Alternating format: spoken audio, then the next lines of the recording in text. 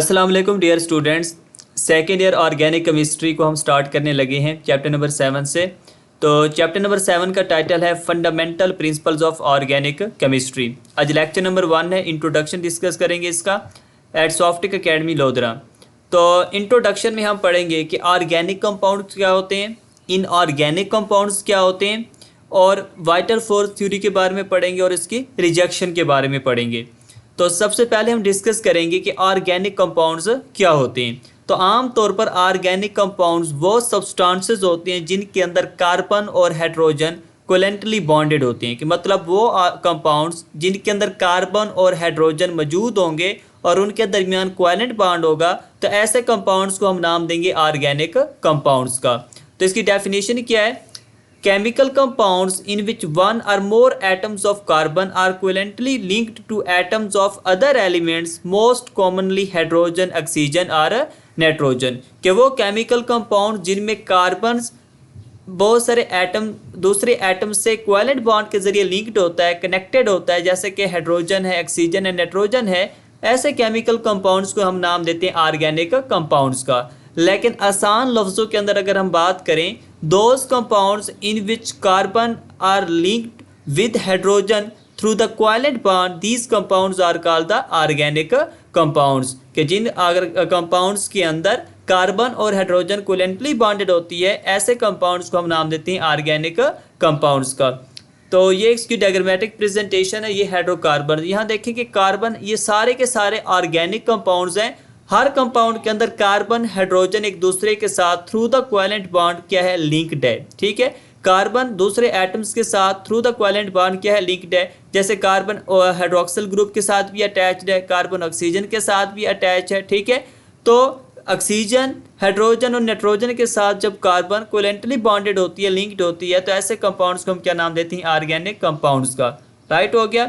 Next हमारे पास है इनऑर्गेनिक कंपाउंड्स। तो इनऑर्गेनिक कंपाउंड्स की डेफिनेशन क्या होगी आसान लफ्जों में? वो कंपाउंड्स जिनके अंदर कार्बन और hydrogen through the covalent bond linked नहीं होते, कनेक्टेड नहीं होते, ऐसे कंपाउंड्स को हम नाम देते हैं इनऑर्गेनिक कंपाउंड्स का। तो अगर हमें कंपाउंड्स दिए जाएं और ये कहा जाए कि डिफरेंशिएट करो ऑर्गेनिक और इनऑर्गेनिक कंपाउंड्स को, तो हम देखेंगे कि ऐसे कंपाउंड्स जिनके अंदर कार्बन और हाइड्रोजन एक दूसरे के साथ मौजूद हैं हाइड्रोजन कोवेलेंट बॉन्ड के थ्रू, तो वो ऑर्गेनिक होंगे। जहां कार्बन हाइड्रोजन एक साथ मौजूद नहीं होंगे, कनेक्टेड नहीं होंगे कोवेलेंट बॉन्ड के थ्रू, तो वो क्या होंगे, इनऑर्गेनिक कंपाउंड्स होंगे। तो डेफिनेशन क्या है? Substance that does not contain both carbon and hydrogen, कि वो सब्सटेंस जिसमें कार्बन और हाइड्रोजन मौजूद नहीं होते, साथ साथ कोवेलेंट बॉन्ड के जरिए लिंक्ड नहीं होते, ऐसे कंपाउंड्स को हम नाम देते हैं इनऑर्गेनिक कंपाउंड्स का। तो ये इसकी एग्जांपल, जैसा कि वाटर की एग्जांपल हम ले, तो वाटर में हाइड्रोजन तो मौजूद है, ऑक्सीजन भी मौजूद है, लेकिन कार्बन और हाइड्रोजन मौजूद नहीं है, इसीलिए वाटर क्या है, इनऑर्गेनिक कंपाउंड है। हाइड्रोक्लोरिक एसिड की बात करें, HCl की बात करें, हाइड्रोजन तो मौजूद है लेकिन कार्बन मौजूद नहीं है, इसलिए ये क्या है, इनऑर्गेनिक कंपाउंड है। सेकेंड नंबर पे आती है कार्बन डाइऑक्साइड। तो इसमें कार्बन और ऑक्सीजन तो कोवेलेंटली बॉन्डेड है, लेकिन जो हमारी कंडीशन थी कि कार्बन और हाइड्रोजन का होना एक साथ, वो फुलफिल नहीं हो रही, तो कार्बन डाइऑक्साइड भी क्या है, इनऑर्गेनिक कंपाउंड है। राइट हो गया। इसी तरह ये NaCl है। ठीक है, तो इसमें भी क्या है कि ना तो कार्बन है ना ही हाइड्रोजन है, कोवेलेंटली बॉन्डेड नहीं है, इसलिए ये क्या है, जो कॉमन टेबल साल्ट है सोडियम क्लोराइड, ये भी क्या है, इनऑर्गेनिक कंपाउंड्स है। ओके, तो नेक्स्ट हम मूव करते हैं। वो कहते हैं कि more than 200 years ago early chemists recognized organic compounds distinct from inorganic compounds because of the differences in their origin and properties, कि 200 साल पहले के साइंटिस्ट जो केमिस्ट थे, वो ऑर्गेनिक कंपाउंड्स को इनऑर्गेनिक कंपाउंड्स से किस तरह डिफरेंशिएट करते थे, किस तरह अलग करते थे, वो देखते थे कि उनका ओरिजिन और प्रॉपर्टीज़ क्या हैं। तो वो कंपाउंड्स जो कि लिविंग ऑर्गेनिज्म से हासिल होते थे, उनसे बनते थे, ऐसे कंपाउंड्स को वो नाम देते थे ऑर्गेनिक कंपाउंड्स का। और वो कंपाउंड जो कि नॉन लिविंग मैटर से, मिनरल से, ठीक है, हासिल होते थे, उन्हें वो नाम देते थे इनऑर्गेनिक कंपाउंड्स का। तो ओरिजिन की बुनियाद पर और प्रॉपर्टीज़ की बुनियाद पर 200 साल पहले केमिस्ट क्या करते थे, कंपाउंड्स को क्लासीफाई करते थे। नेक्स्ट हमारे पास है, organic compounds were considered as those obtained from living things जैसे कि प्लांट्स और एनिमल्स के ऑर्गेनिक कंपाउंड्स उन कंपाउंड्स को कंसीडर किया जाता था जो कि लिविंग थिंग यानी लिविंग ऑर्गेनिज्म प्लांट्स और एनिमल्स से हासिल होते थे। तो इनका जो ओरिजिन था वो क्या था, लिविंग था। And in organic compounds were those obtained from non living और द मिनरल सोर्सेज, और इन ऑर्गेनिक कंपाउंड्स वो थे जो कि नॉन लिविंग और मिनरल सोर्सेज से क्या होते थे, हासिल होते थे। ठीक है, तो ऑर्गेनिक कंपाउंड्स का ओरिजिन क्या था, लिविंग थिंग, और इन ऑर्गेनिक कंपाउंड का ओरिजिन क्या था, नॉन लिविंग थिंग। राइट हो गया। नेक्स्ट हम मूव करते हैं, ये कुछ एग्जांपल है ऑर्गेनिक कंपाउंड्स की जो कि लिविंग थिंग्स के अंदर मौजूद हैं। कार्बोहाइड्रेट्स हो गया, लिपिड्स हो गया, न्यूक्लिक एसिड हो गया, प्रोटीन हो गया, इन तमाम के अंदर कार्बन और हाइड्रोजन एक दूसरे के साथ कोलेंटली क्या है, लिंक्ड है। ठीक है, so these are the organic compounds that have the origin in living things. Right, next move करते हैं, वो कहते हैं early chemist never succeeded in synthesizing the organic compound. ठीक है, अब उनका ये जो एक बिलीव था, अकीदा था कि जो लिविंग थिंग्स से हासिल हो गए वो ऑर्गेनिक कंपाउंड्स हैं, जो नॉन लिविंग थिंग्स से हासिल हो गए वो इनऑर्गेनिक कंपाउंड है। वो इसलिए था क्योंकि जो अर्ली केमिस्ट थे, पहले दौर वाले केमिस्ट थे, उन्होंने कभी ऑर्गेनिक कंपाउंड्स को सिंथेसाइज नहीं किया था, वो इसकी सिंथेसिस में कामयाब ही नहीं हुए थे।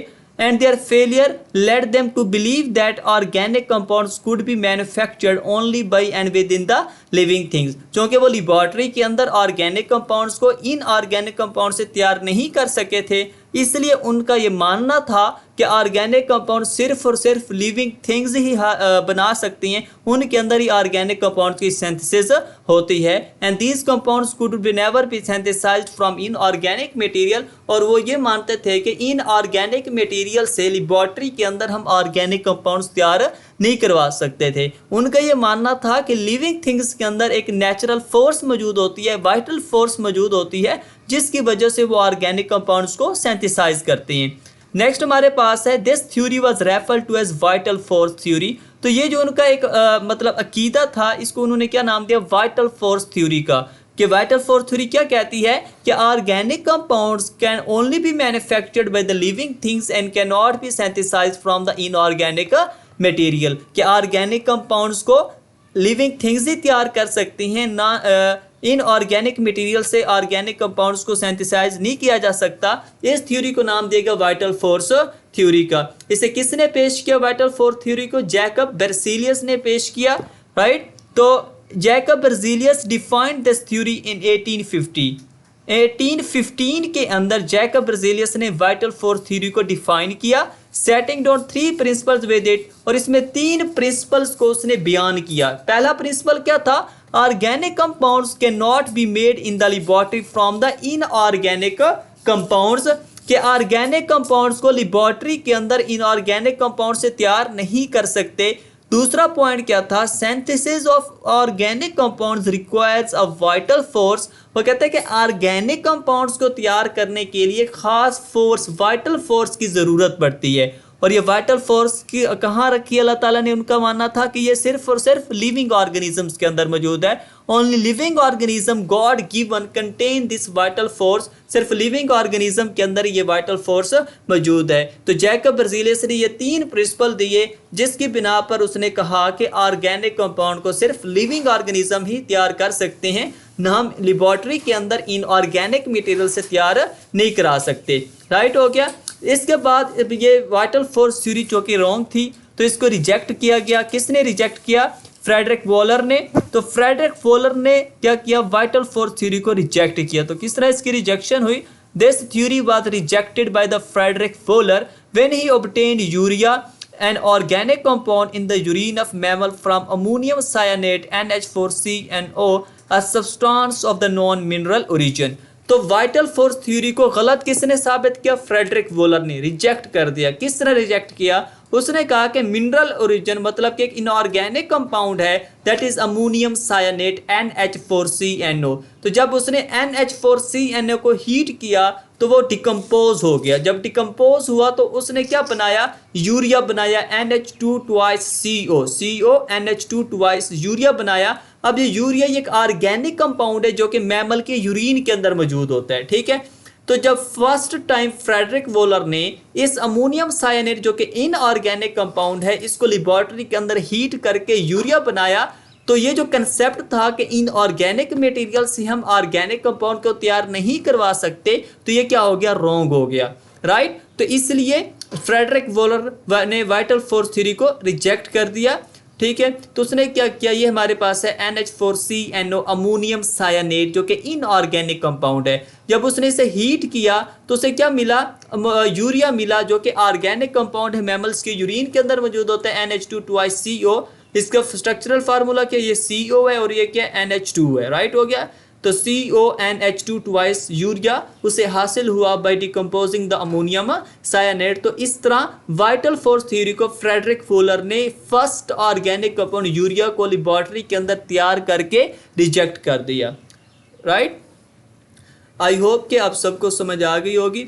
इंशाल्लाह नेक्स्ट लेक्चर मज़ीद कोशिश करेंगे कि आप लोगों को अच्छी तरह समझ आ जाए। तब तक अल्लाह हाफिज़।